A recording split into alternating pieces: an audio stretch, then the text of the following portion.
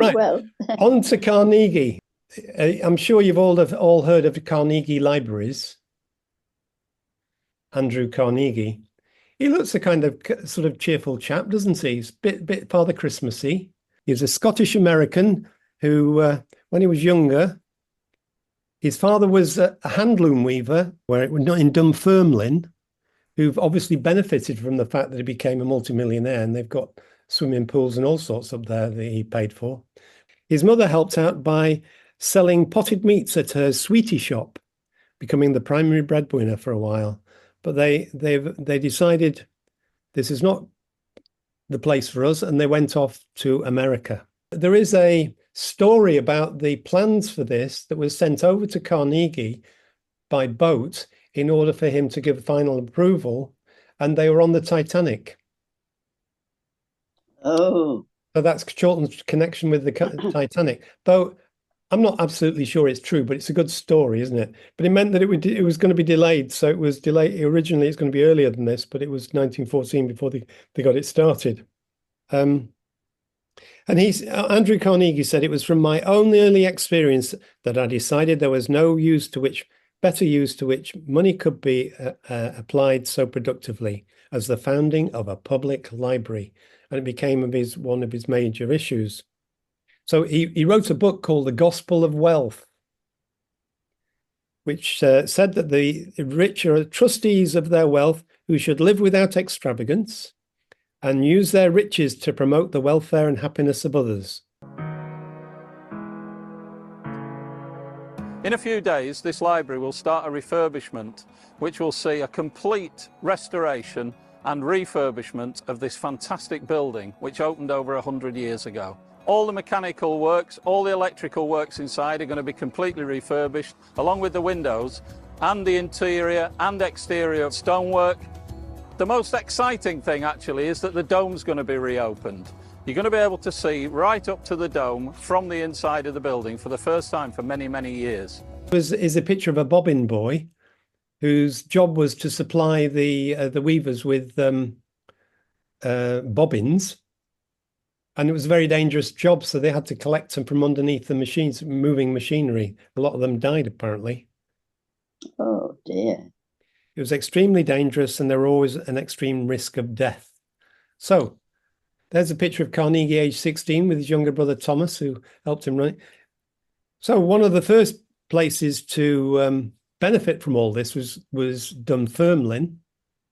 He constructed a swimming bath and then later replaced it with another donation in 1902, that's not 1802, with a Turkish baths, which you can see there on the left is still there. He was a strange character in terms of his beliefs. He was anti-monarchist, tick.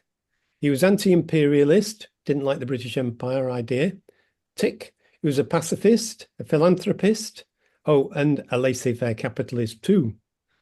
And I just like that the thing on the left, bottom left, is a board game now called Carnegie, based on his life.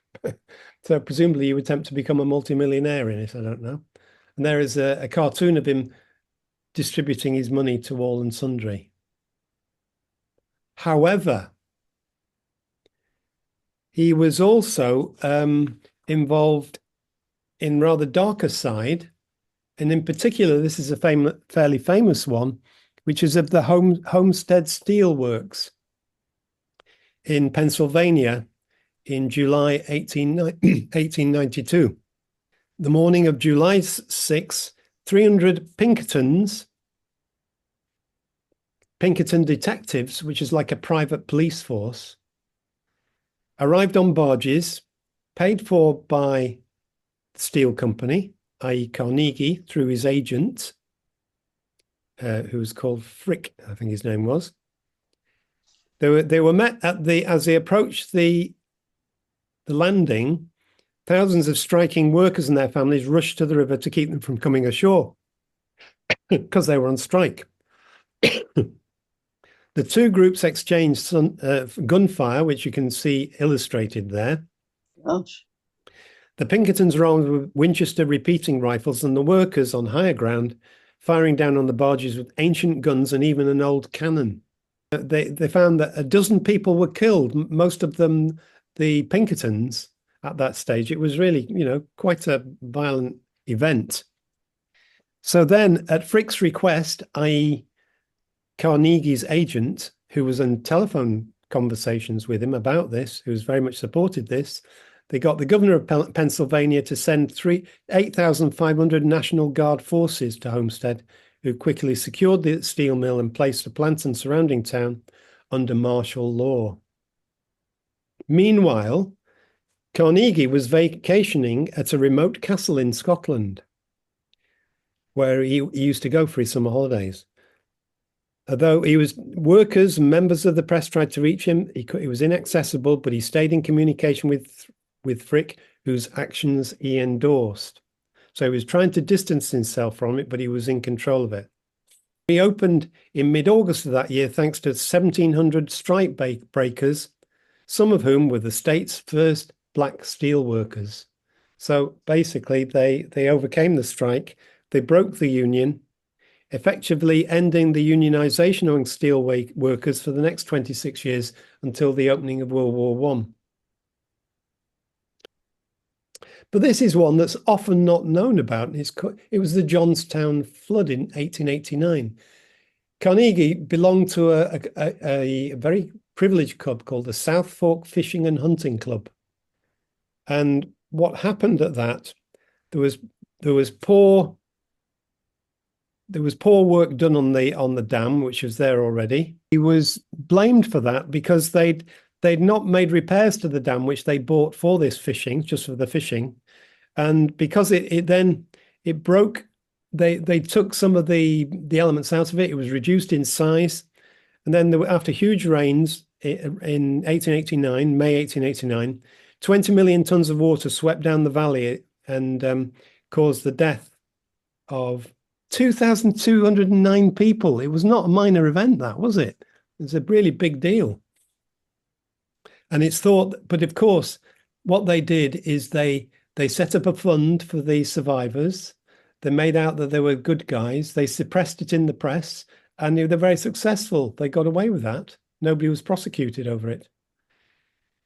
Meanwhile, back in Fermlin, there's a nice statue of Carnegie. Just a quick run through some of the local ones. This is the Stockport Library, built in 19. That's goes up the main road when you're heading off to Buxton. Do you remember seeing it on? I do remember. Yeah. I often passed it in the car, and I thought it was quite an interesting looking building. I didn't know it was a Carnegie Library. My view of Carnegie Libraries until I started researching that is that they all looked like Chawton Library. I thought they were done to a template, but they're hugely different. They just got local architects to develop them. Tilsley Library, which is again not one I've heard of. 1909. Withington Carnegie Library. Perhaps you're familiar with that one. There's an old picture of it, and as it is roughly now, I think that's might be refurbished soon. This is Levenshume's old library, the first Carnegie Library in Manchester, which was closed in 2016.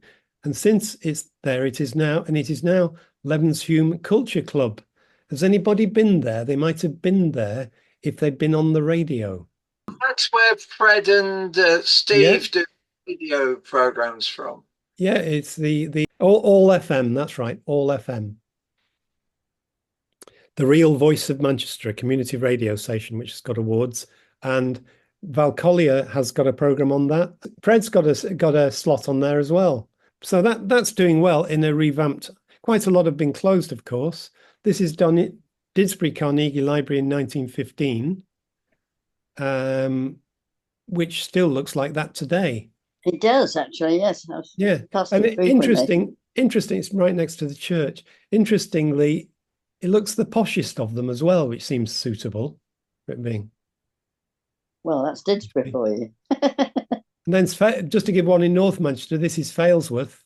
It's on the main road there, which you can see. A bit isolated now. They were going to close it, but there was a big campaign to save it, which did, fortunately. And thus endeth